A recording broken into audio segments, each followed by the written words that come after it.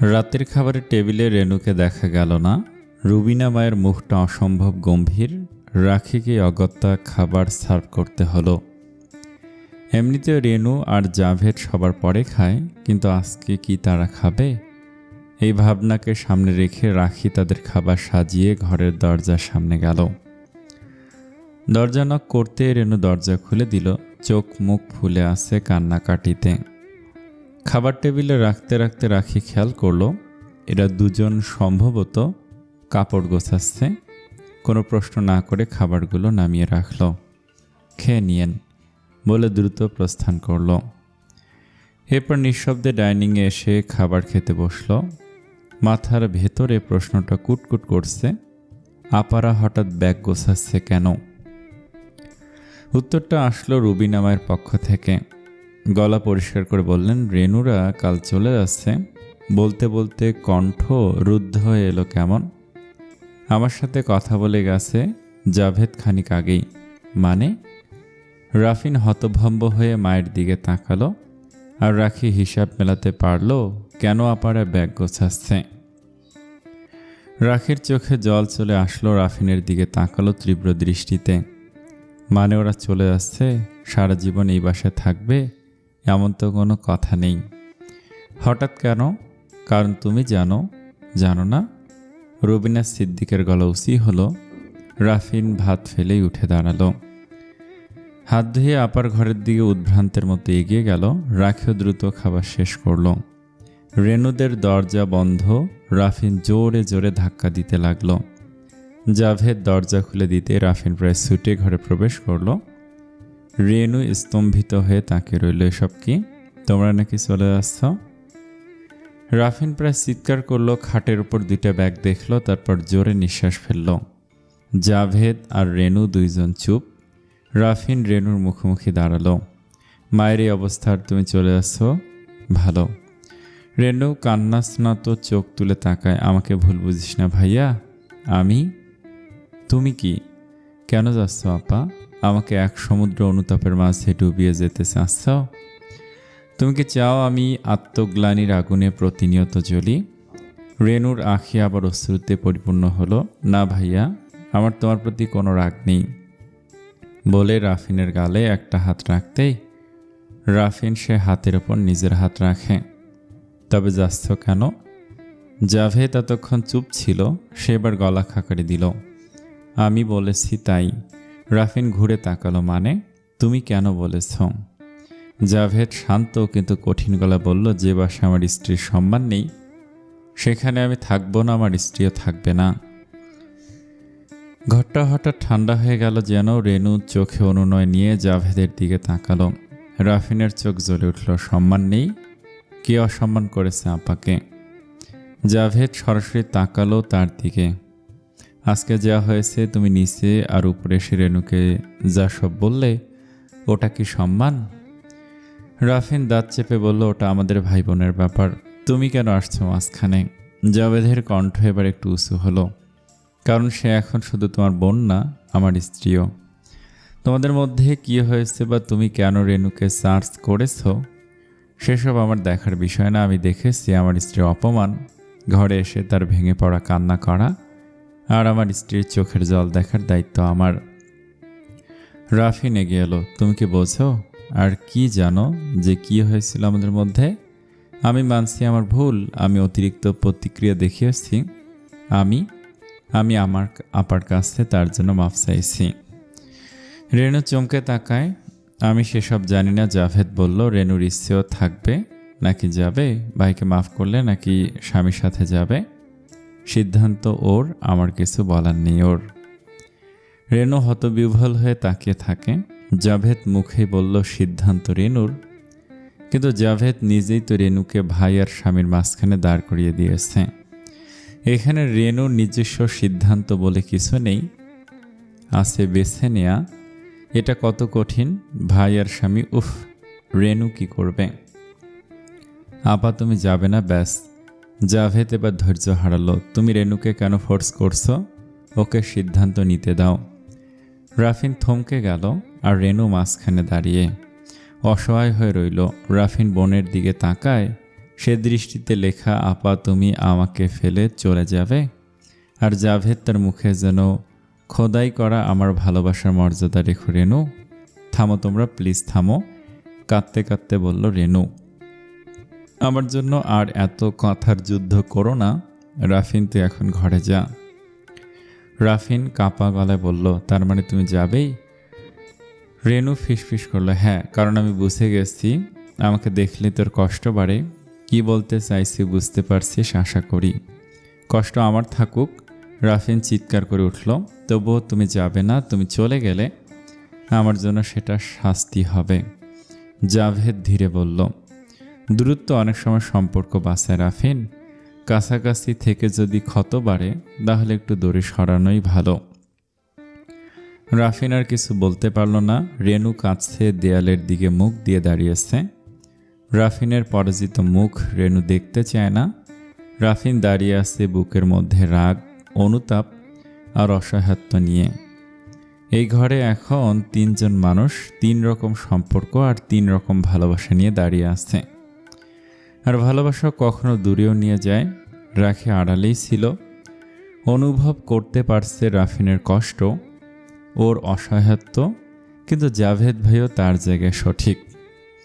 মুশকিল হলো রেনু আপা থাকবে না, এটা ভাবতে রাখির রুহ কেঁপে ওঠে। রাফিন চোখের ওপর হাত দিয়ে শুয়ে আছে। রাখি গুটিয়ে পাশে শুয়ে বলল, কি হলো? আপা চলেই যাচ্ছে। জাভেদ ভাইয়ের বাড়াবাড়ি আমি জানি, আপা যেতে চায় না। রাখি ঠান্ডা স্বরে বলল, জাভেদ ভাইয়া তার জায়গায় ঠিক। কিভাবে? রাফিন রাখির দিকে ভুরু কুঁচকে তাকায়। সে তার স্ত্রীর সম্মানের কথা ভাবছে, তুমি তাকে। রাফিনের কথার একটা ছেলে মানুষই অভিমান মাথা চাড়া দিয়ে উঠল। একটা বুনো জেদ যেন হৃদয় ফুঁড়ে বের হলো। বুঝেছি, তুমি দুনিয়া সবার সাফাই গাইতে পারো, সবাই যার যার জায়গায় ঠিক, এক আমি হলাম বেঠিক। কখনো আমার পক্ষে থাকো না, সব সময় তোমার চোখে আর যুক্তিতে শুধু আমি কাঠে গড়ায়, তাই তো? বলে রাগে রাফিন পাশ ফিরে গেল। রাফিনের ছেলে মানুষের রাগ দেখে রাখি হেসে ফেলল। নিজে এগিয়ে গিয়ে রাফিনকে পেছন থেকে জড়িয়ে ধরল। ঘাড়ে কানের লতিতে ঠোঁট স্পর্শ করে দিয়ে আরও শক্তভাবে আলিঙ্গন বন্ধ করে নিল পেছন থেকে। রাফিন অত্যন্ত রূঢ়ভাবে হাত ছাড়িয়ে দিয়ে বলল, এখন সব আহ্লাদ ভালো লাগছে না, ঘুমাও। সকালে নাস্তার টেবিলে বসে রাফিন বোঝার চেষ্টা করছিল আপা কি আছে নাকি ইতিমধ্যে চলে গেছে। রাখি গম্ভীর মুখে খাবার সার্ভ করছে। তুমি খেয়েছো? আর মা? আমরা সবাই খেয়ে নিয়েছি, তোমার উঠতে আজ একটু দেরি হয়েছে। নাস্তা শেষ করে রুমে গিয়ে রাফিন দেখে রাখি ব্যাগ গোছাচ্ছে, এর মধ্যেই সেজেও নিয়েছে। পরনে লাল তাঁতের শাড়ি। এসবের কি মানে? বিষয়টা কি? চলে যাচ্ছে নাকি নিজেদের বাসায়? কাল রাতে রাফিন যে রাগ করেছিল তারই প্রতিক্রিয়া। কোথায় যাচ্ছ?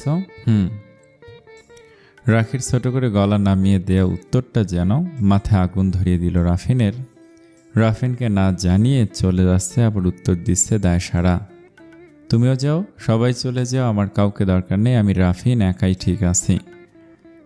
দপ করে বিছানায় বসে পড়ে রাফিন। রাখি ব্যাগগুলো গোছানো বাদ দিয়ে রাফিনের দিকে তাকায়, তারপর ধীরে ধীরে এগিয়ে আসে। রাফিন খাটের কিনারে বসে আছে মুখ ভার করে। রাখির সামনে দাঁড়িয়ে ঝুঁকে মুখোমুখি হয়।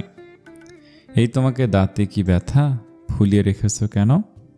বলে 2 হাতে আলতো করে রাফিনের মুখটা তুলে ধরে। ঢং করতে হবে না।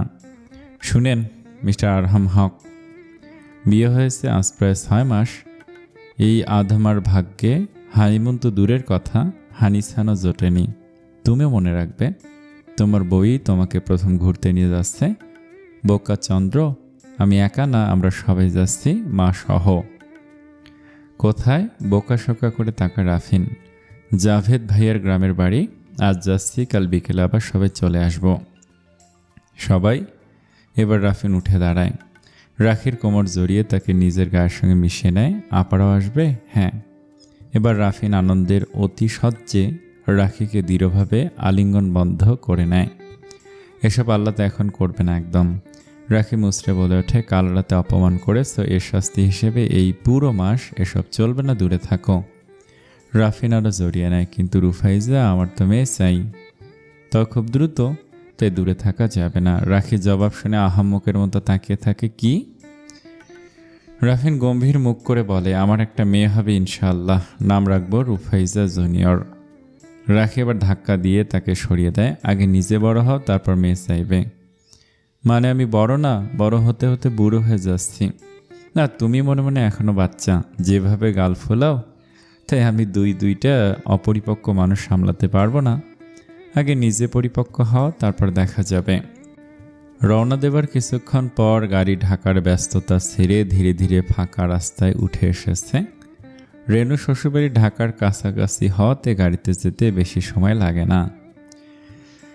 দুপাশে সবুজ ধানক্ষেত, কোথাও কোথাও সরু খাল, মাঝে মধ্যে ছোট গ্রাম, টিনের ঘর, তালগাছ, পানির ওপর বক আর মাছরাঙা পাখির উড়ৌড়ি।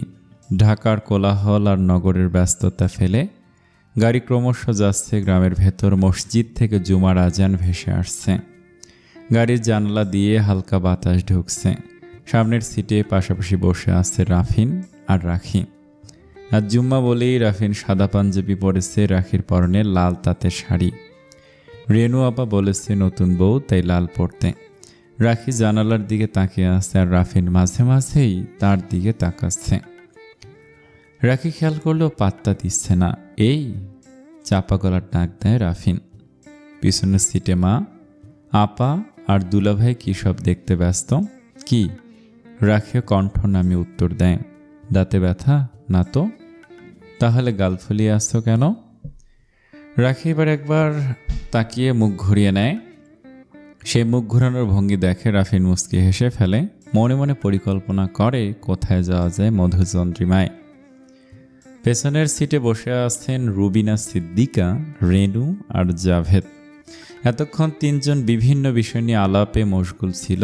আজানের সাথে সাথে গাড়ির ভেতর শান্ত নীরবতা নামে। রেনু জানালার বাইরে তাকিয়ে আছে, কিন্তু তার চোখের সামনে বারবার ভেসে উঠছে গত রাতের ঘটনা। গতরাতে যখন রাফিন ঘর থেকে বেরিয়ে গিয়েছিল, রেনু তখন ভেঙে পড়েছিল। ঘুমের ভান করে বিছানায় শুয়ে শুয়ে কাঁদছিল নিঃশব্দে। রাফিন তো এমনই সবসময়, আর মাফ তো চাইল, তবুও। জাভেদ তখন ধীরে এসে ওর পাশে বসেছিল। তুমি যেতে চাও না তাই না? শান্ত গলায় জিজ্ঞেস করেছিল। রেনু চমকে তাকিয়েছিল, তড়িঘড়ি চোখের জল মোছার ব্যর্থ চেষ্টা করে বলেছিল, কি? জাভেদ ওর চোখের দিকে তাকিয়ে বলেছিল, তোমার চোখ বলছে তুমি রাফিনের জন্য কষ্ট পাচ্ছ। এই যে চোখের জল, তা ভাইয়ের জন্য বোনের ভালোবাসা। রেনু মাথা নিচু করে ফেলেছিল। আমি ওর কষ্ট সহ্য করতে পারি না, আবার তোমাকেও ছোট করতে পারি না। কি করব আমি? আর তুমি? তোমার কষ্ট আর অপমান। দেখো রেনু, আমি সব বিষয় নিয়ে সবাইকে ছাড় দিতে পারি, কিন্তু প্রশ্ন যখন তোমার, আমি নিজেকেও ছাড় দিতে পছন্দ করি না। সেক্ষেত্রে রেনু কিছু বলেনি। জাভেদের একটা হাত আঁকড়ে ধরে। অনেকক্ষণ চুপ থাকার পর ফিসফিস করে বলেছিল, আমি এত কিছু জানি না, শুধু জানি এই বাড়ি ছাড়তে চাই না যতদিন মা আছেন। জাভেদ তখন দীর্ঘশ্বাস ফেলেছিল। আমি জানতাম। কি? তুমি যেতে স্বেচ্ছায় রাজি হচ্ছ না, আমার মন রাখতে নিজের মনকে হত্যা করছ। তবে তুমি কেন বললে চলে যেতে? জাভেদ একটু হাসল। কারণ মাঝে মাঝে মানুষকে হারানোর ভয় দেখাতে হয়, যাতে সে বুঝতে পারে সে আসলে কাকে হারাতে বসেছে। রেনু অবাক হয়ে তাকিয়েছিল। জাভেদ তখন বলেছিল, তোমার ভাই রাফিন তোমাকে খুব ভালোবাসে, কিন্তু তার ভেতর এটার উপলব্ধি নেই। আর নয়তো সে ভাবে তুমি সব সময় থাকবে, যাই হয়ে যাক। মানে একটু দূরে যাওয়ার কথা বলেছিলাম, ওর প্রতিক্রিয়া দেখতে, যেন বুঝতে পারে তোমার মূল্য। রেনুর চোখ ভিজে উঠেছিল। তুমি খুব বুদ্ধিমান আর খুব বেশি ভালো। জাভেদ হেসে বলেছিল, আমি বুদ্ধিমানও না, ভালো না, আমি শুধু আপ্রাণ চেষ্টা করে যাচ্ছি একজন ভালো স্বামী হতে। রেনু তখন জাভেদের কোলে নিজের মাথা তুলে দিয়ে হেসে বলেছিল, এই ক্ষেত্রে তুমি স্টার মার্ক পেয়ে পাশ করেছ। শুক্রবার সানার পড়াতে যেতে হয় না। ঘুম ভেঙে কিছুক্ষণ সিলিংয়ের দিকে তাকিয়ে রইল সানা। তারপর বিছানায় বসে আড়মোড়া ভাঙল। ফ্রেশ হয়ে রান্নাঘরের দিকে যেতে রুকের গলা শুনতে পেল। রুটি ভাজতে আর কাজের মেয়েটার সঙ্গে কিছু একটা বলছে। কি করো? রুটি ভাজি আপা করে দিল। মায়ের আজ প্রেশার বাড়তি। ও, মায়েরও তো বয়স হচ্ছে বলে পাশে দাঁড়িয়ে একটা রুটি তুলে নিল। তারপর একটু ভেবে বলল, সানা চলো আজ তুমি আর আমি দুপুরে রান্না করি। রুকে উৎসাহ দেখালো। আচ্ছা আপু, তুমি সাথে থাকলে আমি রাজি। সানজিদা বেগম ঘরে বসে দুই ননদ ভাবির গলা পাচ্ছেন। এরা নাকি আজ দুপুরে রান্না করবে, করুক, এত সোজা নাকি সব। চোখ বন্ধ করলেন তিনি। বিয়ের পর নিজের ননদের সঙ্গে এভাবে মজা করতেন সানজিদা বেগম। সেই সব দিন কই গেল। জীবন নদীর মতো বয়ে চলে এক জায়গায় থেকে অন্য জায়গায়, কিন্তু কিছু স্মৃতি চর পড়ার মতো বুকের ভেতর জায়গা দখল করে থাকে। ইদানিং সানার বাবাকে খুব মনে পড়ে। যেমনই ছিলেন মানুষটা একটা আশ্রয় ছিলেন। তিনি চলে যাওয়ার সঙ্গে সঙ্গে সানজিদা বেগমের শান্তি আর সুখও যেন চলে গেছে। মনের ভেতর কোনো শান্তি নেই। সারাক্ষণ মনে হয় কত ত্যাগ করলেন, বিনিময়ে কী পেলেন। নিজের পেটের মায়ের মেয়েটা কাছে এসে বসার বদলে রুকের সঙ্গে নাস্তা বানাচ্ছে। আজ এভাবেই কি সানার জীবন যাবে? এখন পর্যন্ত রুকিয়া আর সাদাব ভালো আচরণ করছে, কিন্তু এই আচরণ কি ক্রমশ বদলে যাবে না? না, এসব চিন্তা করলেই তার কিছু ভালো লাগে না। সাদাবেরই শুক্রবার ডিউটি নেই। রুকিয়া আর সানা তাকে ঠেলে বাজারে পাঠিয়ে দিল। আজ বাসায় রোস্ট পোলাও হবে। রুকিয়া খুব উত্তেজিত হয়ে গেছে।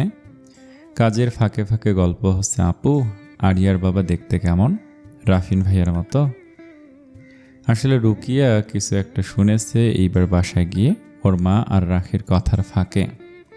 ছোট মানুষ কৌতূহল চেপে রাখতে পারছে না। সানাও হয়তো বলতে চাইছিল, তাই প্রশ্ন শুনে যেন একটু খুশি হলো। না, ভাইয়ের মতো না, আরও লম্বা। মাথার কিছু চুল ভদ্রলোকের পাকা, কালো ফ্রেমের মোটা চশমা। কিছুক্ষণ ভেবে আবার বলল, আসলে বাসায় আসেন দুপুরের পরে, খেয়ে দিয়ে নিজের রুমে দরজা আটকে বই পড়েন অথবা ঘুমান। আমার সঙ্গে দেখা হয়েছে দুই একবার। তোমার দিকে তাকায় না? সানা পোলাওয়ের চাল ধোয়া থামিয়ে তাকায়। আমার দিকে তাকাবে কেন? রুকিয়া থতমত খেয়ে বলল, আরে তুমি কত সুন্দর। সানা হেসে ফেলল, কিন্তু তাকালেই তো বিপদ, তাই না? আমার ওনাকে লুচ্চা মনে হবে, পড়ানো বাদ দিতে পারে। রুকিয়া মাথা নেড়ে বলল, তাও ঠিক, আর হ্যাঁ ওনার বয়সটাও কিন্তু তোমার থেকে একটু বেশি। সানা এবার কোমরে হাত রেখে দাঁড়িয়ে গেল। বিষয়টা কি রুকিয়া? তুমি কি কোনো ঘটকারির আশায় আসো? আমাকে তাড়িয়ে দেওয়ার ইচ্ছা? রুকিয়া বেচারা ভয় পেয়ে গেল। তাড়াতাড়ি সানার হাত চেপে ধরল, না আপু, আমি তো আরিয়ার কথাই ভেবেছি, সত্যি। সানা আবার হেসে ফেলল, বুঝেছি, এখন চলো বাকি কাজ করি। তারপর আবার রান্নার কাজ শুরু হলো। পেঁয়াজ কাটা, মশলা বাটা, মুরগি ধোয়া, সব কিছুতে ব্যস্ত হয়ে গেছে দুজন। মোবাইলে ইউটিউব চলছে। সানজিদা বেগম একবার ঘুরে গেছেন। এদের ঢং দেখে গা জ্বলে যাচ্ছে। মোবাইল দেখে রান্না, কিন্তু কাজ করতে করতে অদ্ভুতভাবে একটা কথা বারবার সানার মাথায় ফিরে আসতেই লাগলো, ওনার বয়স তো তোমার থেকে বেশি, তুমি কত সুন্দর। মানুষের মন খুব অদ্ভুত। দেখা যায় কখনো কখনো কেউ একটা কথা বলে যায় হালকা হাসির ছলে, কোনো গুরুত্ব না দিয়েই হয়তো, কিন্তু সেই কথাটাই আমাদের মনের ভেতর কোথাও একটা ঘুমন্ত সম্ভাবনাকে জাগিয়ে দেয়। হয়তো কথাটা মনের কোণে সুপ্ত অবস্থায় ছিল, সেই কথার কারণে হঠাৎ যেন একটা চারা গাছের ন্যায় জেগে ওঠে, তারপর ধীরে ডালপালা ছড়ায়। সারা নিজেই বিরক্ত হলো নিজের ওপর। কী ভাবছে ও? আবার বিয়ে? আবার স্বপ্ন দেখা কাকে নিয়ে? যে মানুষের সঙ্গে তার মোটে দুই একবার দেখা হয়েছে, তাও কথাবার্তা প্রায় হয়নি। তবু কেন যেন মনে পড়ছে দরজার সামনে দাঁড়িয়ে থাকা লম্বা মানুষটা, চোখে কালো ফ্রেমের চশমা, গম্ভীর একটু ক্লান্ত মুখ। এক ঝলক দেখেছে সানা মনোযোগ দিয়ে বই পড়ছে। আরিয়ার অ্যালবামে দেখেছে তার কত ছবি, যেন সব কিছুই কোনো সিনেমার মতো মনের পর্দায় প্রদর্শন হচ্ছে। আর ওনার সে অদ্ভুত নীরবতা, কখনো নির্লিপ্ততা। সানা হঠাৎ ভাবল, ও নিজেও তো ডিভোর্সি, আরিয়ার বাবাও তো তাই। দুজন মানুষের জীবনে একটা করে ভাঙন আছে। দুইজন ভাঙা মানুষ মিলে কি গড়তে পারে, বা এই ভাঙনগুলো কি কখনো মানুষকে কাছাকাছি আনে নাকি আরো দূরে সরিয়ে দেয়? সানা মাথা ঝেঁকে নিজেকে বকা দিল মনে মনে। অযথা ভাবছে, কিন্তু ভাবনাটা ভাবতেও ভালো লাগছে। আরিয়া মেয়েটার মুখ খুব মনে হচ্ছে। মানুষের মন এমন রহস্যময়, দেখা যায় কেউ একটা হালকা করে মনের বদ্ধ দরজায় টোকা দেয়, তারপর আমরা নিজেরাই ভেতর থেকে দরজা খুলে বসে থাকি। যেন কেউ সত্যি ঢুকবে। সানার মনের আশার জায়গাটা হঠাৎ দমকা হওয়ায় যেন খুলে গেল। রেনুদের বাড়িটা দোতলা, ঝকঝকে সাদা একটা বাড়ি, নেম প্লেটে লেখা রেনুর ভবন। নামটা দেখে রাখির যে কি শান্তি লেগেছে। রান্নার আয়োজন চলছিল পুকুরের মাছ আর পালা মুরগি দিয়ে। খাওয়া শেষে সবাই যেন একসাথে নুয়ে পড়ল। দুপুরের ভারী খাওয়া আর গ্রামের নিস্তব্ধতা দুয়ে মিলে এক অদ্ভুত ঘুম টেনে আনলো সবাইকে। বিকেলের দিকে ঘুম ভাঙলো। ঘুম থেকে উঠে রাখি আর রাফিন হাঁটতে বের হলো। গ্রামের সরু রাস্তা ধরে তারা হাঁটছে। রাস্তার দুই পাশে সারি সারি গাছ, আম, কাঁঠাল, জারুল গাছ, সেগুন গাছ, আবার নাম না জানা বুনো গাছও আছে। কোথাও বিস্তীর্ণ ধান ক্ষেত, বিকেলের পরন্ত রোদে সোনালি ঢেউ খেলছে যেন ধান খেতে। কোথাও সরিষার ক্ষেত, হলুদ ফুলে যেন মাটির বুক জুড়ে সূর্যের রং ছড়িয়ে আছে। বাতাস ঠান্ডা, শীতের আগমনের বার্তা দিয়ে হালকা করে ছুঁয়ে যাচ্ছে কাল। রাখি আঁচল শক্ত করে গায়ে জড়িয়ে নিল। নির্জন একটা রাস্তা ধরে হাঁটতে হাঁটতে রাফিন বলল, রুফাইজা, তোমার ভালো লাগছে এখানে এসে? রাখি একটু চারপাশে তাকালো। হ্যাঁ। আর তোমার? রাফিন মুচকি হাসল। রাখির হাতে ধরা হাতটায় আলতো চাপ দিল। তোমার ভালো লাগছে এটা দেখে আমার ভালো লাগছে। রাখি মুখ বাঁকিয়ে বলল, জিলাপি। এটা বলে সে নিচু হয়ে রাস্তার ধারে পড়ে থাকা একটা ছোট্ট নাম না জানা ফুল কুড়িয়ে নিল। ফুলটা সুন্দর না? রাফিন ভুরু কুচকে তাকালো। তুমি এখন জিলেপি খাবে? ডুবো তেলে ভাজা, চিনি শিরায় ডুবোনো। তারপর হাত বাড়িয়ে ফুলটা নিল। রাখির মুখের সামনে ফুলটা তুলে ধরে গভীর মনোযোগ দিয়ে কিছুক্ষণ তাকিয়ে রইল, যেন খুব গুরুতর কোনো গবেষণা করছে। তারপর গম্ভীর গলায় বলল, এটার চেয়ে আমার রুফাইজা ফুল সুন্দর। রাখি দুহাত মুখে চেপে হাসল। জিলেপি খাবো না? তোমাকে নিকনেম দিলাম। কত প্যাচ কষে কথা বলো। ইস, প্রেমে উপসে পড়ছে একদম। আমার মন ভালো, তাই তোমার মন ভালো। আর কি বললে? আমি ফুল। রাখির কৌতুক মাখা মুখের দিকে তাকে রাফিন একটা দীর্ঘশ্বাস ফেলল। রুফাইজা, আমার ভালোবাসা তুমি বুঝো না। তুমি শুধু অন্যদের সব বুঝো, আমার ভালোবাসাকেই তুমি। কথাটা শেষ করার আগেই ফোন বেজে উঠল। রাফিন বিরক্ত মুখে ফোন ধরল। 2 মিনিট কথা বলে ফোন রেখে দিল। চলো ফিরে যাই। কেন? রাখি অবাক। তোমাকে দেখতে আপার আত্মীয়তা এসেছে, খুব ভালো। বউ আমার আর ফুর্তি পাড়া প্রতিবেশী। রাখি মিষ্টি করে হেসে বলল, আহা, তাহলে তো আমাকে এক্ষুনি গিয়ে ভালো করে সেজে বসতে হবে। আমি আবার অন্যদের বেশি ভালোবাসি কিনা? রাফিন চোখ ছোট করে তাকালো। তুমি ইচ্ছে করে আমাকে রাগাও, তাই না? রাখি উত্তর না দিয়ে আবার হেসে উঠল। একটা সিক্রেট শিখে নাও, রাগ হবে না তাহলেই হয়, বলে রাখি মিষ্টি করে হেসে রাফিনকে আরও রাগিয়ে দিতে লাগলো। দুপুরবেলা সবাই ঘুমিয়ে পড়ল। রুবিনা সিদ্দিকা ঘুমাননি। ঘুরে ঘুরে পুরো বাড়িতে দেখেছেন পুকুরের টলটলে জল, তার উপরে পদ্ম, কিছু মনমোহনী দৃশ্য। একপাশে একটা বট গাছ, সে গাছটা সহ জায়গাটা কিনেছিল জাবেদ। গাছের ডালে দোলনা বাঁধা, সেখানে বসে কখন গাছগাছালি আর পুকুরের শান্ত পানি দেখেছিলেন। পুকুরের দিক থেকে আসা ঠান্ডা বাতাসে প্রাণ জুড়িয়ে যাচ্ছিল। ভাবছিলেন, রেনু এত সুন্দর জায়গায় সবকিছু রেখে ঢাকায় পড়ে আছে কেন? এটা কি তার স্বার্থপরতা? ঘুম ভেঙে রেনু সোজা মায়ের কাছে চলে এসেছে। বুঝতে পারছে মা কিছু নিয়ে গভীরভাবে চিন্তা করছে। মা চা দেই, আমাদের পালাগরুর দুধের চা। রুবিনা সিদ্দিকের ধ্যান ভাঙল। মেয়ের দিকে তাকে মিষ্টি করে হাসলেন। তুই আমার পাশে বস, দুপুরে খাবার এখনো হজম হয়নি, চা লাগবে না। রেনু মায়ের পাশে বসে পড়ল। দোলনা অল্প অল্প দোল দিচ্ছিল। কিছু পাখির ডাক কানে আসছে। বিকেল হয়ে এসেছে, তে অনেক পাখি নিরে ফিরে এসেছে। জাভেদ বাজারে গেছে। খানিক বাদে রেনুর শ্বশুরবাড়ির লোকজন আসবে নতুন বউ দেখতে। তো শ্বশুরবাড়িতে মানুষ আসবে না? জানতে চাইলে রুবিনা সিদ্দিকা। রেনু শ্বশুরবাড়ির মানুষ রুবিনা সিদ্দিকাকে অত্যন্ত সম্মান করেন। এ সম্মান অবশ্যই তার অর্থ এবং মর্যাদার জন্য। তাই মেয়ের মা হয়েও তথাকথিত মেয়ের মায়ের মতো আচরণ পান না রুবিনা সিদ্দিকা, বরং খাতির যত্ন একটু বেশি করা হয়ে থাকে। টাকা পয়সা জগতের সব হিসাব পাল্টে দেয়। আর এখন এতিম অসহায় জাভেদ নিজে অনেক সম্পদের মালিক, পুরোটাই তার নিজের সৎ আয়। আসবে একটু পরে। আসছে মা, তোমার খুব ভালো লাগছে? খুব। রেনু কথা বলতে বলতেই ফোন কল করলো যেন কাকে। বাবার খাবার ফ্রিজে রাখা আছে, গরম করে নার্সকে দিবে। আমি 6 ভাগ করে রেখেছি, এক একবার এক এক ভাগ এক এক বেলায় দিবে। মতির মাকে ফোন করলি রুবিনা সিদ্দিকা জানেন বাবার খাবার তৈরি করে রেখে এসেছে রেনু। এই মেয়েটার সব দিকে একসাথে খেয়াল থাকে। হ্যাঁ মা, বাবার খাবারের কথা মনে করিয়ে দিলাম। বদের হাড্ডি তো ভুলে যাবে, বসে বসে সিনেমা দেখবে। তুই তোর বাবাকে ভালোবাসিস রেনু? বদ্ধ কণ্ঠে প্রশ্ন করল রুবিনা সিদ্দিকা। রেনু একটা নিঃশ্বাস ফেলল। যে উপায় উনি আমার বাবা, সেখানে ভালোবাসার ছায়া থাকাও পাপ। আমার মায়ের প্রতি অন্যায় না। মা ভালোবাসি না, দায়িত্ব না পালন করি, ঠিক তোমার মতো। রুবিনা সিদ্দিকা গভীরভাবে তাকালেন মেয়ের দিকে।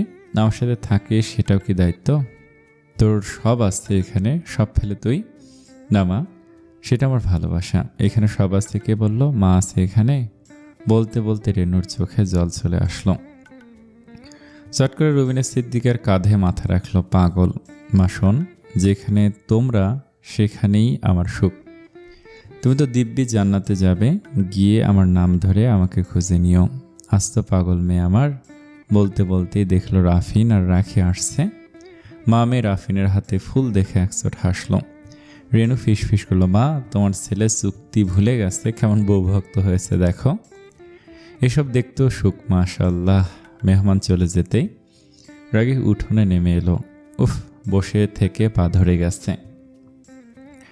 কত যে প্রশ্ন, টাকা ইনকাম হয়েছে নানা রকম পিঠে খেয়ে, ও অবস্থা খারাপ রাখির। সবাই এত ভালোবাসা এনেছে যে খেতেই হয়েছে। পুকুর পাড়ে একটা মাচার মতো পাতা, 2টা গাছের মাঝে। এখানে পা ঝুলিয়ে বসে পুকুর দেখা যায়। আজ যে পূর্ণিমা, চাঁদের প্রতিচ্ছবি পানিতে। রাখি আর রাফিন পাশাপাশি বসে আছে। আর উঠোনে পাটি পেতে বসেছে রুবিনা সিদ্দিকা, রেনু আর জাভেদ গল্প করছে। কি সুন্দর, তাই না? রাখি রাফিনের দিকে তাকায়। ওই দেখো কি যেন মিটমিট করছে ওই পাশটাতে। ইয়াল্লা, জোনাকি। রাখি আঙ্গুল তুলে পুকুরের আর এক পাশে দেখায়। তাই তো মনে হচ্ছে মশাও আছে, কিন্তু ঠাস করে পায়ে থাপ্পড় দিল রাফিন। থাকুক, তবু এখান থেকে যেতে পারবো না, আমার ভালো লাগছে। হানিমুনে কোথায় যেতে চাও রুফাইজা? তুমি কোথায় নিতে চাও? পা দিয়ে রাফিনের পায়ে আলতো ছোঁয়া দিল রাখি। থাইল্যান্ড কেমন হবে? আরে না, থাইল্যান্ডে মানুষ বউ নিয়ে যায় নাকি? সেখানে একা যেতে হয়। মুচকি হাসি রাফিনের মুখে। কেন? রাখি তির্যক তাকায়। গলা পরিষ্কার করলো অযথায় রাফিন। থাইল্যান্ড মেয়েরা যেন অনেক সুন্দর, আর ওদের প্রধান কাজ বডি ম্যাসাজ, তাও পুরুষদের। ধরো হাঁটছি, হঠাৎ হাত ধরে টান দেয়। তুমি করিয়েছ কখনো? রাখি তীক্ষ্ণ দৃষ্টি দেয়। মানে সত্যি বলতে বুঝেই তো। রাখি ফট করে নেমে গেল, মুখের ভঙ্গিতে রাগ। রাফিনের দিকে আর এক পলকও তাকালো না। সোজা হেঁটে পাটিতে বসলো মায়ের পাশে। বুকের ভেতর জ্বলে যাচ্ছে। ঠিক তখনই জাভেদ গান ধরল। অলির কথা শুনে বকুল হাসে, কই তাহার মতো তুমি আমার কথা শুনে হাসো না তো। ধরার ধুলিতে যে ফাগুন আসে, কই তাহার মতো তুমি আমার কাছে কবু আসো না তো। খানিক বাদেই রাফিন আসলো, মুখে হাসি বজায় রেখে রাখির পাশে বসলো। এক হাতে রাখির হাত চেপে ধরে রাখলো। রাখি নড়তেও পারছে না। মা বুঝে ফেললে বিপদ। আকাশ পারে অনেক দূরে, যেমন করে মেঘ যায় গো উড়ে, যেমন করে সে হাওয়ায় ভাসে, কই তাহার মতো তুমি আমার স্বপ্নে কভু ভাসো না তো। অলিরও কথা হাসো না তো। গান শেষ, কিন্তু তার রেশ সবাইকে আচ্ছন্ন করে রাখলো যেন। হঠাৎ রেনু বলল, রাখি, একটা কবিতা শোনাতো। মা জানো এত চমৎকার আবৃত্তি করে। একদিন একা একা করছিল, আমি শুনে নিয়েছি। রাফিন চমকে গেল। রাখি আবৃত্তি করতে পারে, আর ও জানে না। জামাই হিসেবে নিজেকে আরো বঞ্চিত মনে হলো। রাখি লজ্জে পেল। আরে না, আমি একসময় শিখেছিলাম, তেমন পারি না, স্কুলে করাই বাচ্চাদের। একটা শোনাও না মা। রুবিনা সিদ্দিক আর আবদার। রাখি লম্বা দম নিল। রাফিন তাকিয়ে আছে এক দৃষ্টিতে। সেদিক এক পলক তাকিয়ে তারপর আবৃত্তি করলো রুদ্র গোস্বামীর কবিতার কয়েক লাইন। কেমন আছো কাকে বলবো। সবাই দিব্যি থাকা ভালো থাকার ভান ধরে আছে। কথায় রেখো কাকে বলবো। সবার কাঁধে একটা করে না রাখার কথার পাহাড়। কাকে বলবো মনে রেখো। সবার হৃৎপিণ্ডে টাঙান কয়েক প্রস্থান রঙিন মুখোশ। সবাই প্রশংসা করলো আর রাফিন বুঝতে ফেলল বউকে ল্যাং মেরে ফেলে দিয়েছে। রাফিনের হৃদয়ে এক মুখোশ নেই, রাখি জানে না। জানে তবু এই কবিতার শেষ লাইনে খানিক আগের বলা কথার শোধ তুলল। আরিয়ার সঙ্গে খেলতে খেলতে সানার কেমন খারাপ লাগছিল। আরিয়া ওর রান্না করার হাঁড়ি পাতিল বের করে নিজে কী সব রান্না করছে, তারপর সানাকে খেতে দিচ্ছে। সেদিকে তাকিয়ে সানার মনে হলো ওদের বাসায় এখন রান্নার দায়িত্ব পুরোপুরি রুকিয়ার। শুক্রবার ওরা নিজেরা রান্না করার পর রাতেই মা বললেন উনি আর রান্নার দায়িত্ব পালন করতে পারবেন না, রুকের ওপর এই মস্ত দায়িত্ব চাপিয়ে দিলেন। ফস করে নিঃশ্বাস পেল সানা, বেচারা রুকিয়া। তখনই মাথাটা কেমন ঝিমঝিম করতে লাগলো, চোখের সামনে ঝাপসা ভাব। ক্লান্ত হয়ে চেয়ারি মাথা কাত করে দিল।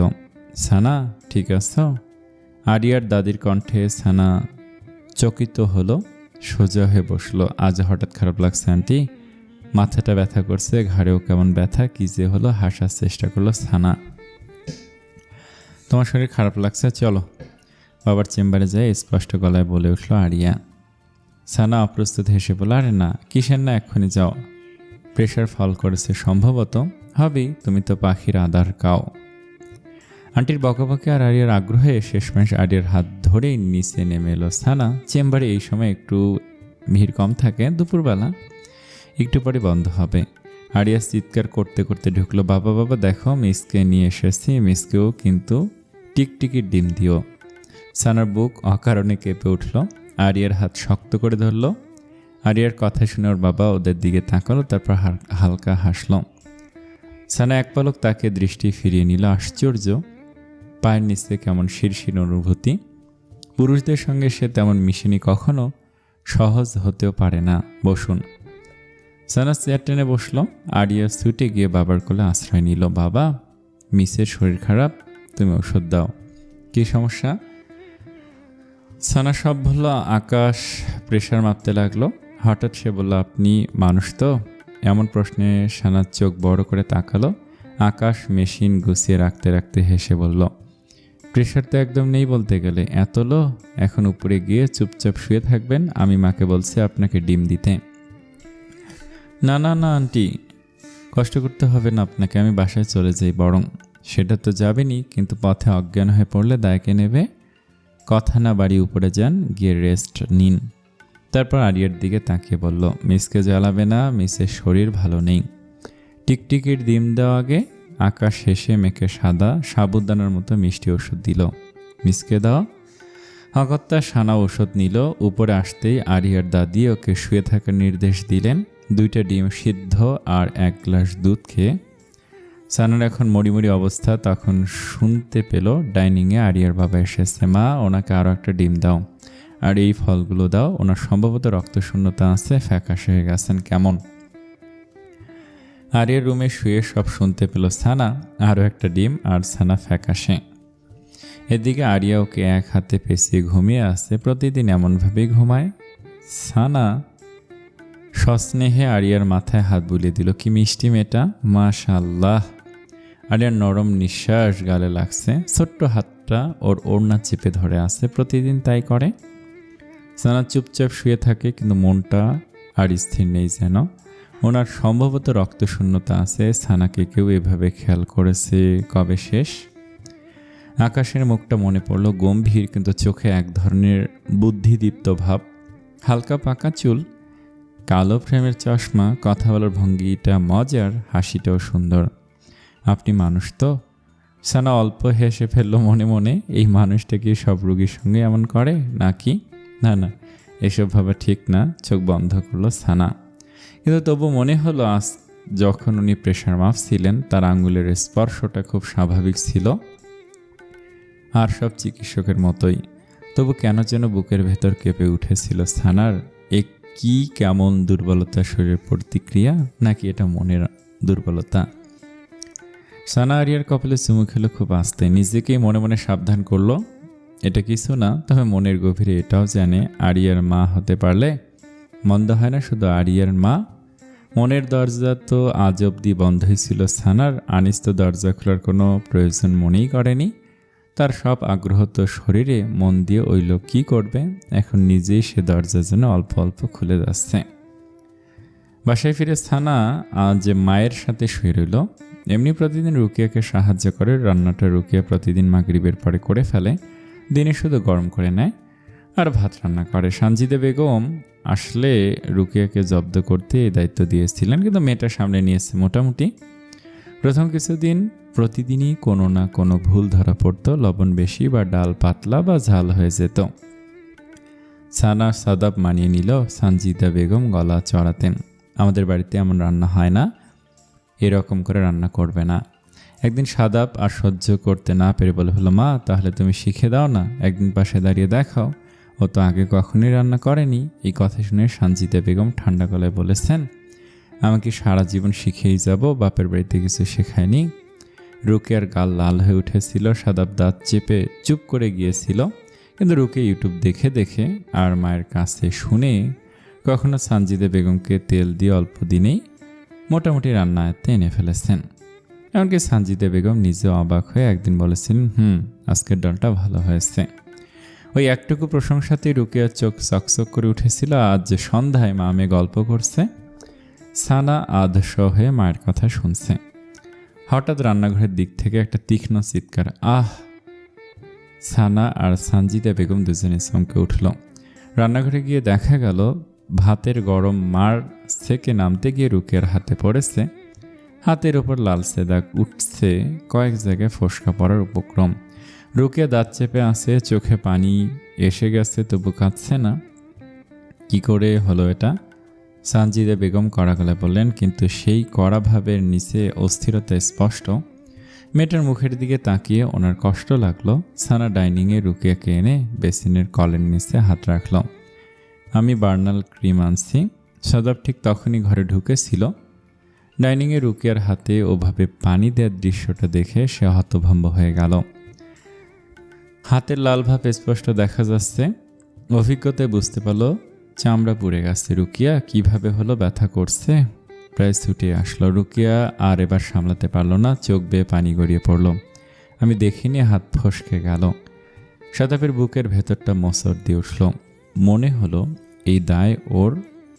এই মেয়েটাকে বিয়ে করে এনেই একটা যন্ত্রণার মধ্যে ফেলে দিয়েছে। ঔষধ লাগানো হলো। সানা পাশে দাঁড়িয়ে নরম গলায় বলল, কিছু হবে না, ঠিক হয়ে যাবে। সানজিদা বেগম চুপচাপ দাঁড়িয়েছিলেন, শক্ত মুখ, কিন্তু চোখে এক ধরনের অপরাধবোধের ছায়া। ইস, উনি নিজেই তো ভাতের মাঠটা ফেলে দিতে পারেন। রাতের খাবারটা কোনো রকমে সেরে সাদাব চুপচাপ বের হয়ে গেল। রাস্তায় হাঁটতে হাঁটতে বুকের ভেতর জমে থাকা চাপা রাগ, অপরাধবোধ, অসহায়ত্ব সব মিলেমিশে এক অদ্ভুত অনুভূতির জন্ম দিল। তার উপর রুকিয়ার জলে ভেজা চোখ। হাতের এই অবস্থা একটা রাইস কুকার নিতে বলেছে সানা, সেটাও নিয়ে আর কিছুক্ষণ একা হাঁটবে। রাইস কুকার নিয়ে বন্ধু রাহাতের সঙ্গে মোড়ের চায়ের দোকানে দেখা গেল। রাহাত অবাক হয়ে বলল, এ সময় বের হলি, কি হয়েছে, চা খাবি? সাদাব অনেকক্ষণ চুপ থেকে বলল, আর বলিস না, দে এক কাপ চা। তুই এই সময় এমনি ভালো লাগছিল না, তোকে এমন দেখাচ্ছে কেন এখন বল? আবার কিছু হয়েছে? সে এক সমস্যা বুঝি, মা আর বউ। সাদাব দীর্ঘশ্বাস ফেল। রুকের হাত পুড়ে গেছে, মার রান্নার দায়িত্ব ওর উপর ছেড়ে দিয়েছেন, কিন্তু দোষও ধরেন জানিস। তবু রুকিয়া সামলে নিয়েছে সুন্দর, কিন্তু আজ হাত পুড়ে ফেলল। আরে এগুলো স্বাভাবিক রে দোস্ত, ওষুধ দিয়েছিস? হ্যাঁ দিয়েছি। আমার মনে হচ্ছে রুকিয়া ওর সাধ্যের সবটুকু দিয়েও সেই অনুরূপ সম্মান বা প্রশংসা পাচ্ছেন না। জানিস, আমার মনে হয় আমি ক্রমশ সব কিছুর মাঝখানে পড়ে যাচ্ছি। কাউকে কষ্ট দিতে চাই না, কিন্তু সবাই কষ্ট পাচ্ছে। রাহাত চুপচাপ শুনছে। মাঝে মাঝে মনে হয় আমি ব্যর্থ, না ভালো ছেলে হতে পারছি, না ভালো স্বামী। বাড়িতে ঢুকলেই টান টান অবস্থা, কথা বলতে ভয় লাগে। ওর গলা ভেঙে এলো যেন। রাহাত, সত্যি বলছি, মাঝে মাঝে মরে যেতে মন চায়। মনে হয় এভাবেই সব চাপ শেষ হয়ে যাক। রাহাত সঙ্গে সঙ্গে সোজা হয়ে বসলো। এই কথা আর কখনো বলবি না, বোকা। সাদাব চুপ। রাহাত ধীরে বলল, চাপ তো আছে, এটাও ঠিক, কিন্তু দেখ, পুরুষদের জন্য এই চাপ নেওয়াটাই স্বাভাবিক। বউ আর মা দুইটা অত্যন্ত গুরুত্বপূর্ণ সম্পর্কে পুরুষদের ভারসাম্য করতেই হয়। একবার ভাব, তুই না থাকলে ওদের কি হবে? রুকিয়া কার উপর ভরসা করবে? আর এত চেষ্টা করছে মেয়েটা কার ভরসায়? তোর মাও তো তোর ওপরই দাঁড়িয়ে আছে। একটু থেমে আবার বলল, সমস্যা থেকে পালালে সমাধান হয় না, কথা বলতে হয় আলাদা করে, তবে শান্তভাবে। তোর মায়ের সঙ্গে রুকিয়ার সঙ্গে মায়ের বাড়াবাড়ি, তাকে বুঝাতে হবে। তুই যদি ভেঙে পড়িস, সংসারটাই ভেঙে যাবে। সাদাব মাথা নিচু করে বসে থাকলো। রাস্তায় বাতির হলুদ আলোয় তার মুখটা ক্লান্ত লাগছে। উঠে দাঁড়ালো, চল একটু বাজারের দিকে যাই। কেন? দেখি রুকের জন্য ফুল পাই কিনা। রাহাত উঠে দাঁড়িয়ে গেল, মুখে হাসি। এই তো বুঝে গেছিস, এই সংসার রুকিয়াকে যতটা যন্ত্রণা দিবে তুই দ্বিগুণ ভালোবাসে দিবি। তাতে হয়তো মেয়েটার প্রতি একটু হলেও ন্যায় করা হবে। আজ মনে হচ্ছে এই ডায়রিটারও একটা শেষ পরিণতি দরকার। সব কিছু শেষ থাকে, এটাই স্বাভাবিক। রেনু আর জাভেদের বিয়ের পর প্রথম কয়েক মাস আমি খুব চিন্তায় ছিলাম। ভুল করলাম কিছু? রেনু জাভেদকে মাটিতে শুতে দেয়, সেটা গর্ব করে বলে। আমি এসব শুনি আর ভয় পাই। জাভেদ প্রাণ দিয়ে চেষ্টা করছে, কথায় কাজে দায়িত্বে, এটাই স্বস্তি। কিন্তু আমার রেনুটা যেন দেয়াল তুলে রেখেছে মাঝখানে। জাভেদকে সম্মান করে, হয়তো কৃতজ্ঞ, কিন্তু স্বামী হিসেবে মেনে নিতে সময় নিচ্ছে। যদি নিতে না পারে, চিন্তায় আমার ঘুম আসে না। তবে আমি এটা বুঝি কেন এমন হচ্ছে। জেমের জন্মে অন্ধকারের ভেতর, যার কৈশোর কেটেছে নিরাপত্তাহীনতায়, যে একদিন ঘুমের ওষুধ খেয়ে পৃথিবী ছেড়ে চলে যেতে চেয়েছিল, সে এত সহজে কাউকে বিশ্বাস করবে কিভাবে? বা হয়তো ওর মনে সেসব থাকুক, আমি দোয়া করে যাই। জাভেদ মাঝে মাঝে আমার কাছে আসে, বলে, আপনি কেন এত চিন্তা করছেন? আমি অপেক্ষা করব, জোর করব না, বিশ্বাস রাখুন। এই ছেলেটার ধৈর্য আমাকে মুগ্ধ করে। এভাবেও ভালোবাসা যায়? আমি বারবার মাশাআল্লাহ বলি, যেন আমার অতৃপ্ত হৃদয়ের নজর না লাগে। কিন্তু আমি নিশ্চিত ছিলাম, কারণ সংসারটা কি শুধু ধৈর্যে টেকে? তারপর হঠাৎ খেয়াল করলাম রেনুর মাঝে ছোট ছোট পরিবর্তন হচ্ছে। রেনু চা বানিয়ে প্রথমে জাভেদের জন্য নিয়ে যাচ্ছে। জাভেদ অসুস্থ হলে সেবা করছে। রাতে ছাদে দাঁড়িয়ে দুজন কথা বলতে দেখি। একদিন বারান্দায় দেখি রেনু দোলনায় বসে হাসছে, খোলামেলা, চাপ মুক্ত। জাভেদের কোনো কথাই হয়তো তখন মনে হলো বরফ গলছে। এরপর জাভেদ গান ধরলো। আমার এত ভালো লাগলো। আমি জানি জাভেদ প্রচলিত অর্থেই সুদর্শন না, কিন্তু মানুষ আসলে সুন্দর হয় তার চরিত্রে। খুব সুন্দর একটা মানুষের আচরণ যদি পশুর মতো হয়, তাকে দেখলে কিন্তু বিতৃষ্ণা আসে। আর একটা মানুষের যদি স্বভাব আর চরিত্র ভালো হয়, তার চেহারার যে খামতি সেটা ঢেকে যায়। আমি ওদের দেখে উপলব্ধি করলাম, একটা সফল সংসার আসলে এভাবেই তৈরি হয়। জোর করে না, ধীরে ধীরে, অভিমান থেকে, ক্ষমা থেকে, প্রতিদিনের ছোট ছোট যত্ন থেকে। আমি অনেক ভেবেছি যে সংসার আসলে কি। প্রতিটি মেয়ে, যত শক্তি হোক, যত বড় ব্যবসায়ী হোক বা চাকরিজীবী, মনের ভেতর কোথাও একটা ছোট স্বপ্ন থাকে। একটা নিজের ঘর, নিজের মানুষ যে ভালোবাসবে, যার ক্লান্তিতে মাখা মুখ দেখে বুকের ভেতর মোচড় দিবে, যার ছোট ছোট আনন্দ নিজের আনন্দ মনে হবে। আমি সেটা পাইনি, তাই হয়তো রেনুর জন্য এত ভয় পাই। চাই সে যেন পায়। আমার ব্যবসার কথা বলি, ত্রিপলে আজ অনেক বড়, আলহামদুলিল্লাহ। আমি গর্ব করি না, কিন্তু কৃতজ্ঞ থাকি। আমি কখনো স্বজনপ্রীতি করিনি, আর তার জন্য কত আত্মীয়দের বিরাগ ভাজন হয়েছি। আমাকে নিয়ে আড়ালে কত কথা, কিন্তু আমার আত্মীয় বলেই অযোগ্যদের সুযোগ। এসব আমার নীতিতে নেই। যোগ্যতা যার, জায়গা তার। জাভেদকে নিয়েও কথা তোলে, কিন্তু তারা কি জানে জাভেদ কত যোগ্য? আমরা তাকে তার পরিশ্রমের মূল্য দেই মাত্র। বিভিন্ন নারীবাদী সংগঠন আমাকে নিমন্ত্রণ জানায়, সফল নারী উদ্যোক্তা হিসেবে মঞ্চে বসাতে চায়, কিন্তু আমি চাই না। আমি এসব পছন্দ করি না। নারী ব্যবসা করলে বা বড় পদমর্যাদায় হলেই সে সফল বা সম্মানিত, এই সমীকরণ কে করল? রেনুও কি সফল না? এই সংসার এত চমৎকার আগলে রেখেছে। আমার মা বা শাশুড়ি ঘরে বসে যারা সংসার আগলায়, তারাও তো সফল। যাই হোক, যাই না তার আরেকটা কারণ, আমি নিজেকে শুধু নারী পরিচয়ে সীমাবদ্ধ করতে চাই। আমি আগে মানুষ। আমার লড়াই লিঙ্গের জন্য না, অন্যায়ের বিরুদ্ধে। সে অন্যায় যে করুক, আমার ভালো লাগে নারীদের সুখী সংসার দেখতে। ভালো লাগে আমার কোনো কর্মচারী যখন ঈদের বোনাস দিয়ে পরিবারের সবার সুখ কিনে নিয়ে হয়তো নিজেই কিছু নেয় না, কিন্তু সে আক্ষেপ করে না, বলে আমার তো এতেই সুখ। আমি ভাবি এই তো সফল, সুন্দর আর কত ভাগ্যবান তার অর্ধাঙ্গিনী। আমাকে যদি কেউ প্রশ্ন করে, রুবিনা তুমি আসলে কি হতে চেয়েছিলে, আমি অকপটে বলবো নিজের কষ্ট দিয়ে আমার জন্য সুখ কিনবে এমন মানুষের ঘরণী। আজ আমি নিজেই কত কিছু কিনতে পারি, কিন্তু তবুও মন চায় যদি একটা বেলি ফুলের মালাও ভালোবেসে থাক। তবু আলহামদুলিল্লাহ আমি একজন সফল মা, তো এক জীবনে সবাই সব পায় না। আজ একটা ঘটনা আমাকে এই ডায়েরির ইতি টানতে বাধ্য করলো। রাফিন, আমার 14 বছরের ছেলে, এই ডায়েরি পড়ে ফেলেছে। আমি টের পেয়েছিলাম তার চোখের ভেতর কিছু একটা দেখেছিলাম, প্রশ্ন, বিস্ময়, কষ্ট সব একসাথে। তবে এখন বুঝিনি রেনু এই ডায়েরিটা পড়েছে, সেটা আমি জানতাম। আমি চেয়েছিলাম সে পড়ুক। এটা আমার হৃদয়ের সংকীর্ণতা। হয়তো প্রতিটা মানুষই চায় তার সংগ্রাম অন্তত একজন জানুক, মূল্যায়ন করুক বা বুঝুক সে কি পেরিয়ে এসেছে। আমিও তাই চেয়েছিলাম আমার জীবনের গল্প অন্তত রেনু জানুক, আমার মেয়ে। আমিও মানুষ, তাই কারো চোখে মহান হবার বা স্বীকৃতি পাবার লোভ আমারও আছে। আমি চাইনি আমার জীবনের কিছু অধ্যায় কেবল গুজব হয়ে থাকুক, তাই আমি চাইছিলাম কেউ সত্যিটা জানুক। কিন্তু রেনু নিজে পড়ে সেটা রাফিনকেও দিয়েছে। রাফিন বয়ঃসন্ধিতে আছে। এই বয়সে বাবাকে নতুনভাবে আবিষ্কার করা, মাকে অন্য আলোয় দেখা, এটা বড় ধাক্কা। আমি ওকে বকিনি, রেনুকেও না। আমি দুজনকে বসিয়ে বলেছি, প্রতিটি মানুষের অতীত থাকে, সে অতীত দিয়ে মানুষকে বিচার করলে হয় না। তোমাদের কাজ ভবিষ্যৎ গড়া। অতীত থাকুক শিক্ষক হয়ে। রাফিন চুপ ছিল, রেনু কাঁদছিল ও উপলব্ধি করেছে নিজের ভুল। আমি জানি রেনুর উদ্দেশ্য খারাপ ছিল না, সে চেয়েছিল ভাই তার মায়ের সংগ্রাম জানুক, হয়তো সম্মান করুক। আমিও হয়তো রাফিনকেও পড়তে দিতাম, কারণ রাফিন আমার ছায়া, কিন্তু এখন এই বয়সে অবশ্যই না। আমি আমার ব্যবসা থেকে বিরতি নিলাম, ভঙ্গুর রাফিনকে সঙ্গ দিলাম।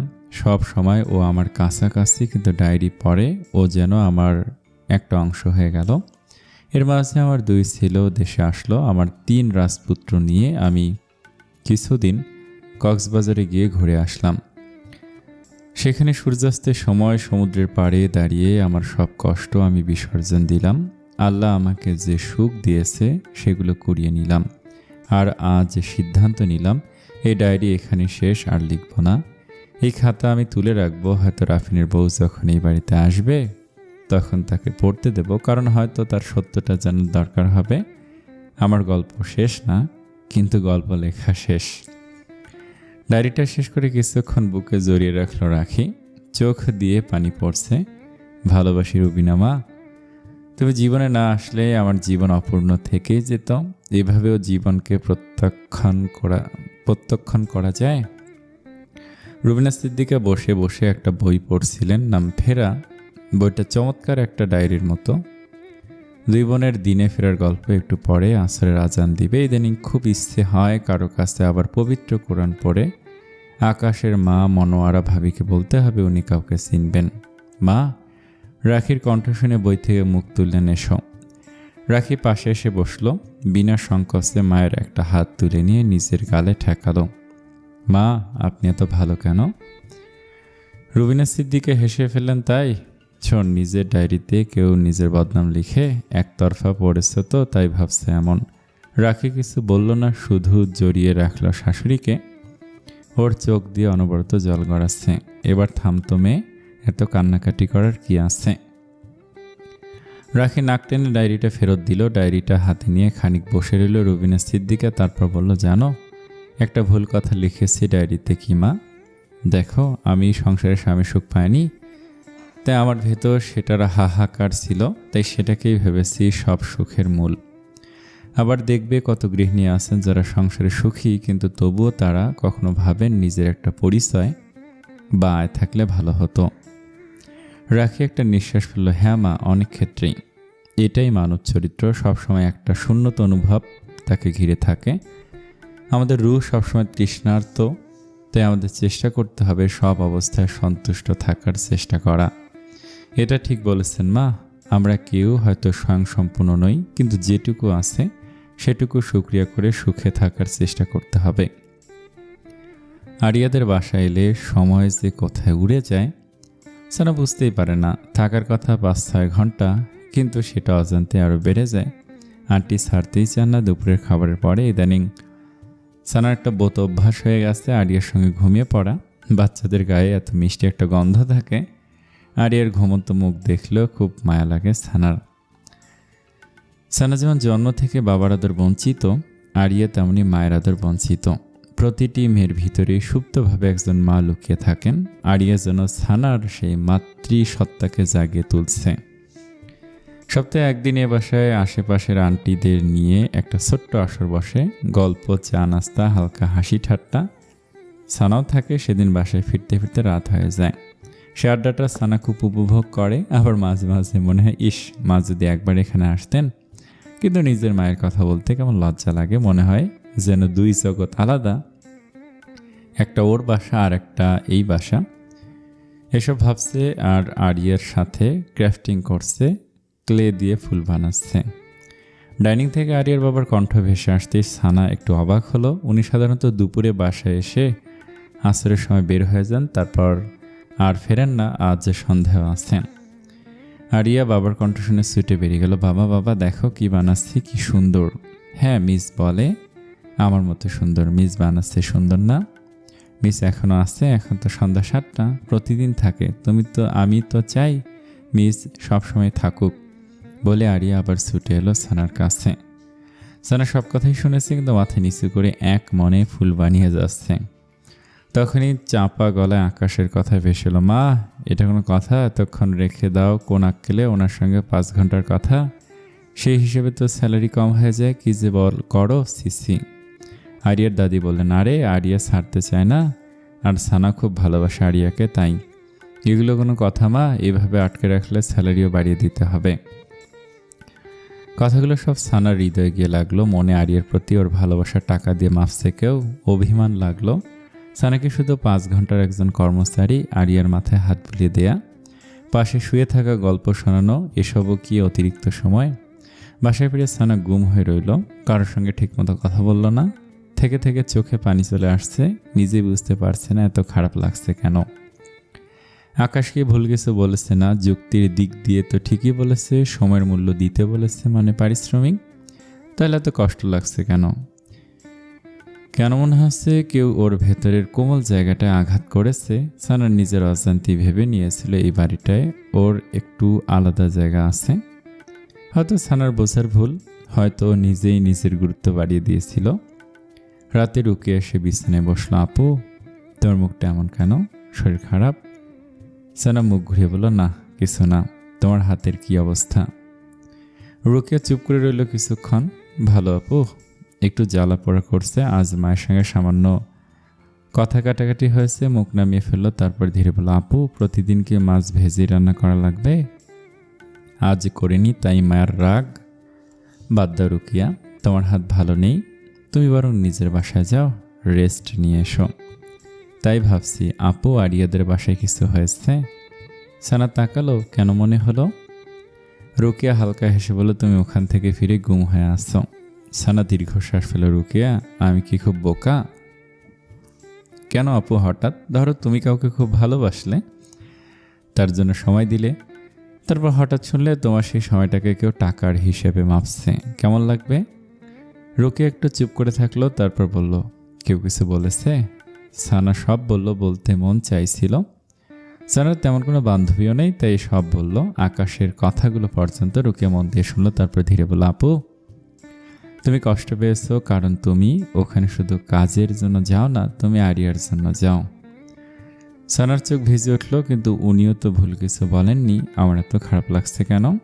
ভুল বলেননি, কিন্তু সব সত্যি সব সময় সঠিক হয় না। একটু থেমে আবার বলল, আর একটা কথা বলি, তুমি ওখানে শুধু টাকার জন্য থাকো না, এটা তুমি জানো, আন্টি জানেন আর বুঝেন, কিন্তু আকাশ ভাইয়া উনি হয়তো জানেন না বা এভাবে ভাবেন না, মন খারাপ করো না তো। সানা তবু চুপ। রুকিয়া খানিক তাকিয়ে দেখলো, তারপর হেসে বলল, আরে আপু, তুমি যদি তার এই সামান্য কথায় এত কষ্ট পাও তাহলে বুঝবো ব্যাপারটা তুমি শুধু তোমার বেশিক্ষণ থাকার ওপর প্রশ্ন তোলা নিয়ে না। সানা তাকালো তীক্ষ্ণ দৃষ্টিতে। মানে আরিয়ার বাবার ওপর তোমার অভিমান হয়েছে। সানা কিছু বলতে পারলো না, বুকের ভেতরটা হালকা কেঁপে উঠল। অভিমান? কিন্তু কেন? কি এমন সম্পর্ক? নিজেই সানার কাছে প্রশ্ন করলো সানা নিজের কাছে। ও কি ওই বাসায় শুধু একজন টিউটর, নাকি অজান্তিক আর জন্য অপেক্ষা করতে শুরু করে দিয়েছে? রুকিয়া, আমার কি চরিত্রের সমস্যা? একজন লম্পট পুরুষের সাথে সংসার করেও আমি কিভাবে এরকম অন্য পুরুষের প্রতি টান অনুভব করছি?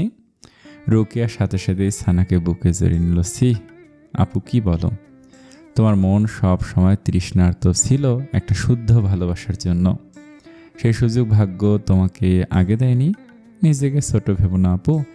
রুকের মন খুব খারাপ হয়ে গেল। আল্লাহ সানা আপুকে কেন এত পরীক্ষায় ফেলছে? এদিন অফিস শেষ হলে বাসায় ফেরার একটা তাগিদ অনুভব করে রাফিন। জাভেদ ভাইদের গ্রাম থেকে ফিরেছে প্রায় 15 দিন হয়ে গেল, কিন্তু এখনও ওরা ঠিকই করতে পারেনি হানিমুনে কোথায় যাবে। এক পশলা বৃষ্টিতে রাস্তাঘাট ভিজে আসছে। হঠাৎ রাফিনের মনে হলো, কেননা আজ দুজন একটু ঘুরে আসি কোথাও। গাড়িতে উঠে রাখি প্রশ্ন করলো, কি ব্যাপার হঠাৎ? আজ বৃষ্টি ভেজা পথ দেখে মনে হলো তোমার সাথে একটু ঘুরে ফিরে আসি কোথাও। কিন্তু তোমাকে এমন দেখাচ্ছে কেন? রাখি গাড়ির জানালা দিয়ে বাইরে তাকালো। আসলে আবহাওয়া সুন্দর। ভেজা রাস্তায় বৃষ্টির জমা পানিতে আলোর প্রতিফলন ঝলমল করছে। গাছের পাতায় বৃষ্টির ফোঁটা ঝুলে আছে। রুকের শরীর ভালো না, হাত পুড়িয়ে ফেলেছে। বলেছে বাসায় আসবে। আমি তখন, আমাকে ফেলে বাসায় চলে যাবে, তাই তো? আশ্চর্য, তুমি কি বাচ্চা যে এভাবে রিয়াক্ট করছো? বাচ্চা না, বাচ্চার বাপ হতে চাই। রুকিয়া হাত পুড়িয়ে ফেললো কিভাবে? রাখি সব খুলে বলল। রাফিন বিরক্ত হয়ে বলল, তোমার খালা সাইকো নাকি? এতটুকু মেয়ের ওপর রান্নার দায়িত্ব তুলে দিল আজব। রাখি চোখ গরম করলো। উনি সাইকো না, আসলে একটু অন্যরকম। সবাইকে কন্ট্রোল করতে চান জানো, এই জন্য আমি এই বিয়েতে রাজি ছিলাম না। আরে এত ভেবো না, ভালোবাসা থাকলে ওরা ঠিক সামলে নেবে। তারপর সামনের নীরব রাস্তার দিকে তাকিয়ে বলল, তবে তোমার খালার প্রতি আমি কৃতজ্ঞ, তার শর্তেই তুমি আমার বউ। বলি ফট করে রাখির দিকে ঝুঁকে গালে ঠোঁট ছুঁয়ে দিল। ধ্যাৎ, এটা রাস্তা। গাল ডলতে ডলতে বলল, রাখি নাকি সব তোমার থাইল্যান্ডে মনে হয়? আল্লাহ, একটা মিথ্যে বলে কি বিপদে আছি, এই কথাটা ভুলবে না। মিথ্যা? তার প্রমাণ কি? রাখি ভুরুন আছে। রুফাইজা, তুমি সত্যি মনে করো আমাকে একটা মেয়ে সরাসরি মেসেজ করে দেবে, যে মেয়েটা আবার সারাদিন অন্য পুরুষের শরীরে হাতিয়ে বেড়ায়, আর আমি মেনে নেব? রাখি এ পর্যায়ে হেসে ফেলল। তবে তুমি চাইলে আমি বডি ম্যাসাজ নিতে পারি তোমার হাতে। রাফিন চোখ মটকে দিল। আহারে আল্লাহ, কোথায় যাবে হানিমুনে বললে না তো?